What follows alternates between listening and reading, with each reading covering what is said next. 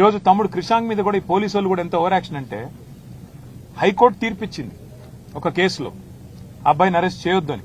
అయినప్పటికీ ఆ హైకోర్టు తీర్పును తుంగలో తొక్కుతూ పోలీసు వాళ్ళు అరెస్ట్ చేశారు నిర్మల్ కేసులో.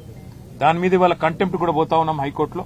తప్పకుండా ఈ ప్రభుత్వానికి ఈ రాష్ట్ర పోలీస్ యంత్రాంగానికి నేను చెప్పేది ఒకటే, పోలీస్ యంత్రాంగం కూడా ముఖ్యమంత్రి గారి ప్రైవేట్ ఆర్మీ లాగా పనిచేస్తా ఉంది. వాళ్ళ మా ఇండ్ల మీదకి వచ్చి మా సీసీ కెమెరాలు హ్యాక్ చేయడం, మా ఫోన్లు ట్యాగ్ చేయడం, బెంగళూరుకి వెళ్లి ప్రత్యేకంగా 12 మంది హ్యాకర్లను తెచ్చి మనం ఆర్ఎస్ ప్రవీణ్ కుమార్ గారు వివరంగా చెప్పారు అంత విషయం అంతా.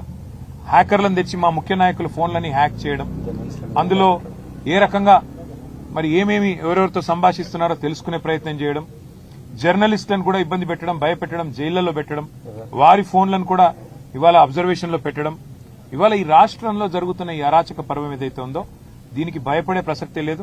ముఖ్యమంత్రి గారికి నేను చెప్పేది రేవంత్ రెడ్డికి, ఇంతకింత చెల్లించుకుంటావు, ఇంతకింత నువ్వే బాధపడే రోజు వస్తుంది.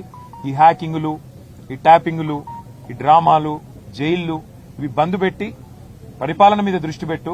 రైతులు అల్లాడిపోతున్నారు, వాళ్ళని చూడు. రాష్ట్రంలో అరాచక పర్వం జరుగుతా ఉన్నది, నేరం పెరిగిపోతా ఉంది, దాన్ని చూడు. నువ్వే హోంమంత్రివి,